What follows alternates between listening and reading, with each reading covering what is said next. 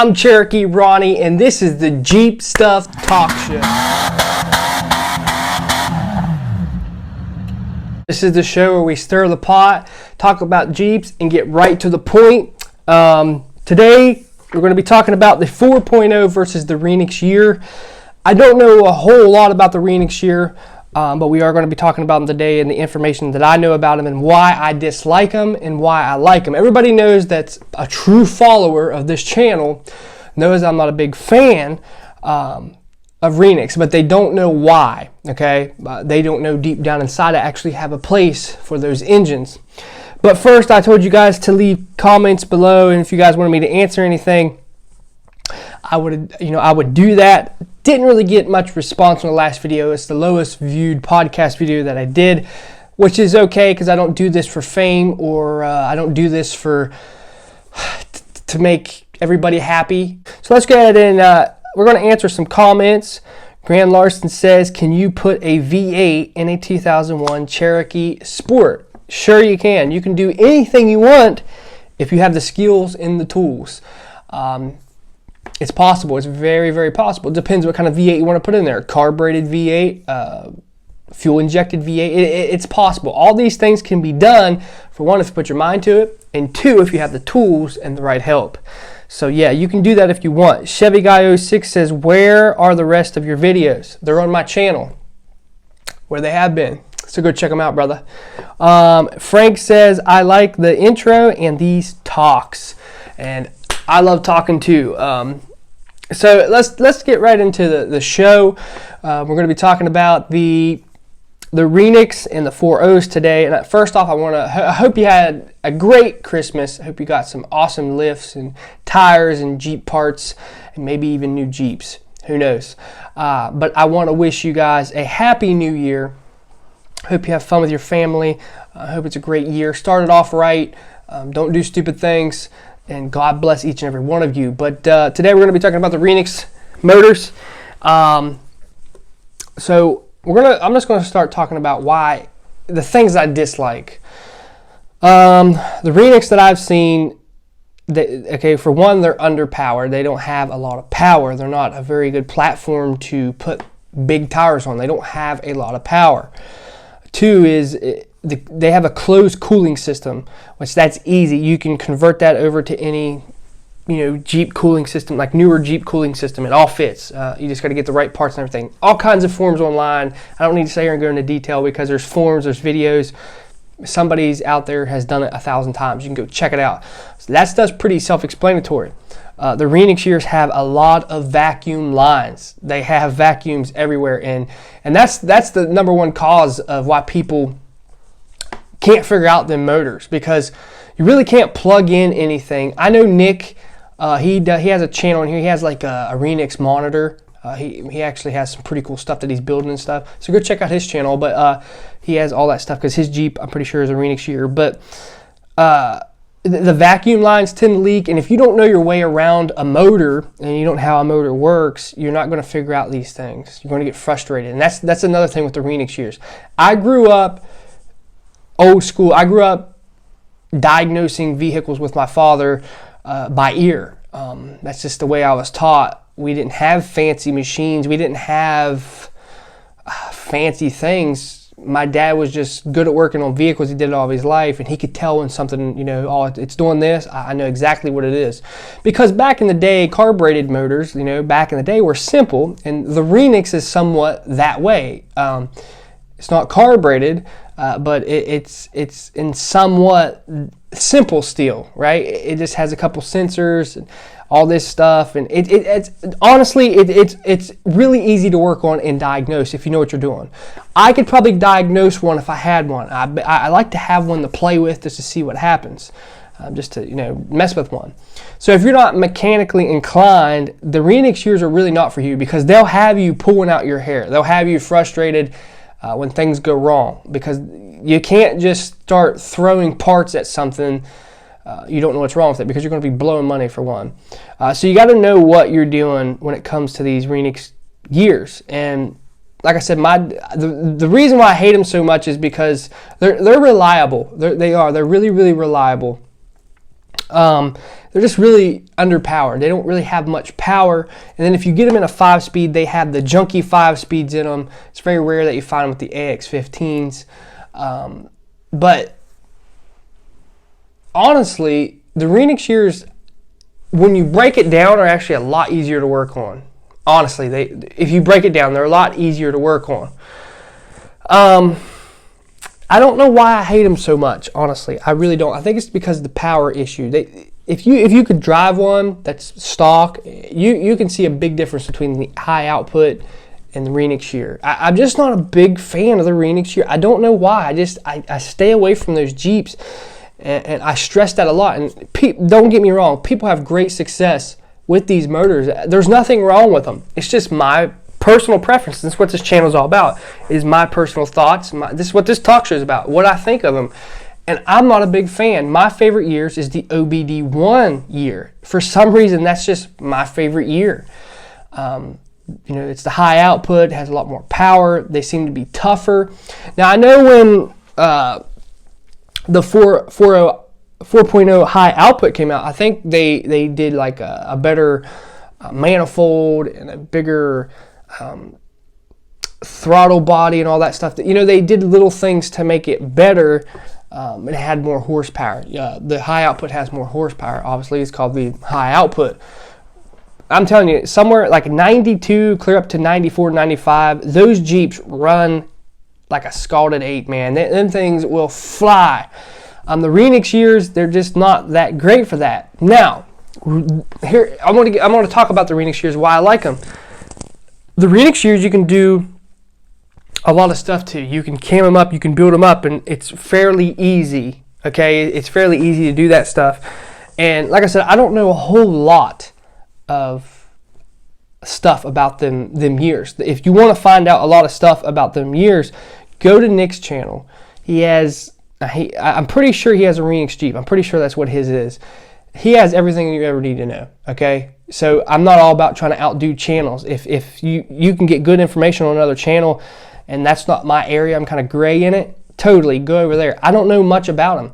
I just know as much about them that I hear and the problems that I hear, and they're good motors. They're underpowered. Like I said, I like the 4.0 high output. That's just my opinion, and I'll never change. That's just me. I'll never change. I'm like an old man set in his ways. There's something about 92s to 94s that I love. Okay, those years motor-wise, I'm telling you, there's a difference. There's a difference compared to the new ones. We know there's a difference compared to the old ones because, Renix to 4.0 high output, they change stuff to make it more horsepower, right? But when it comes to like 96s and 98s and 99s, those motors are not as powerful because I think they choked them down. Can you make a Renix powerful? Yeah, you can put some horsepower in them bad boys. But mostly people don't know what they're doing with the Renix years, and it causes them a headache. And it's hard to diagnose things over the internet. I stress this. People send me stuff on Snapchats, they send me emails, they send me comments, and they're trying to explain things that's wrong with their Jeep, but they don't really explain it that well, and it could be several things. And I really can't diagnose a vehicle over the internet, and that's hard. So when it comes with the Renix years, I cannot diagnose it over the internet. It's just hard to do. And people get frustrated with them, right? And they pull their hair out, and they're done. And a lot of people do the 4.0 high output swap. It can be done. There's a lot of stuff that you have to do, but it can be done. Like I said, I don't have a lot of experience with the Renix years, but they're good and they're bad, okay? But in my opinion, I would just steer away from it altogether. If you do not know what you're doing, stay away from them. If you like the older years, just buy a 92 to 94, maybe 95, and call it quits. If you don't know much about how a motor works, how it functions, how to diagnose one by ear, just stay away from one, because we're living in a society now that everything's done by computer. We're lazy. When it comes to a car, we can just plug in a computer now, and it tells you what's wrong, and you don't have to do anything. And on Google, there's a lot of misinformation. I learned that when I started this channel. I would get on Google and I'd look up things, and I would gather all the parts that Google said, and when it come to my Jeep, it didn't go as Google said, as the people in the forums. That's why I said, doesn't mean it worked for your Jeep, doesn't mean it's going to work, or just because it worked for your Jeep doesn't mean it's going to work for mine. I think they experimented on some body styles and stuff. It just the way it is. It's just how it is. Because I took pistons out of certain 4.0s and tried to put them in other 4.0s, and they're different. They won't fit. Everything's different. It just. I think they experimented a lot with them until they finally figured them out and how they wanted them. So just because it worked on your Jeep doesn't mean it's going to work on mine. Just because it worked on my Jeep doesn't mean it's going to work on yours. Just keep that in mind, and don't just. When you get on Google, make sure you know that you're talking to somebody who knows what they're talking about. Yes, my channel does have errors in it, and I'm pretty sure I gave some misinformation out sometimes, and I do apologize for that. But I'm not going to sit here and act like I know everything about the Renix years. I don't. For one, because you don't find them anymore. You don't really find them. I know of one right now, but the guy don't have a title for it, so I don't want it. Because I want to build a Jeep that I kind of want to build a driver Jeep, everyday driver Jeep, and a weekend off-roader. Like a legit nice Jeep, and show you guys that you can put a little bit of money in it and have fun, going coon hunting or whatever. There's something like that. But I want to find something that's decent. I'm patiently waiting for a good deal in a good bodied Jeep. I don't want to buy junk and fix it up, okay? Yeah, if I was beating it off-road, I'd go buy a junk Jeep. I got plenty of those. I can do that. But I want to find something that's decent that I can build and show you guys, hey, your Jeeps can look good and you can do stuff with them. So I'm patiently waiting, and you guys are doing a great job bearing with me. I have lost some subscribers because they got angry and they're not fans. That's what I'm doing. That's exactly what I'm doing. I'm doing what I want right now, this podcast show, and I'm weeding out the fake people. I'm weeding out the people that don't support me of who I am and don't support my channel and what it is. Got a lot of hate because I had Dodge trucks on here, but listen, I'm a Chrysler fan. Ever since I got into Jeeps, I'm a Chrysler fan. Wranglers, Liberties, Cherokees, Patriots, Dodge trucks. Okay, this is just my channel, and that's how it's going to go. And I don't get a lot of views on my other videos, but I'm fine with that because I don't do it for that. I do it to spread information. I do it to show you guys that you don't need money. And in the older videos that I used to do, yes, the quality's not that great and they're hard to hear me, but I've upgraded since then. Every day's a learning process because of you guys. You guys are letting me know what's going on. You guys are showing me what I can do better, and I'm upgrading on that. Got a mic now. I'm doing things better, got better quality, better understanding how to do things. Like it's a whole new world when you go out and try to do things on the internet. Because I'm just going to give you advice. If you're going to start a YouTube channel in 2019, be prepared. Just prepare yourself for hate. Because somebody's always going to say something. Somebody's always going to run their mouth or something. And I just look over that. The nasty comments that I get, I delete. I don't want a bunch of hate and a bunch of cursing and a bunch of nasty stuff in my comment section.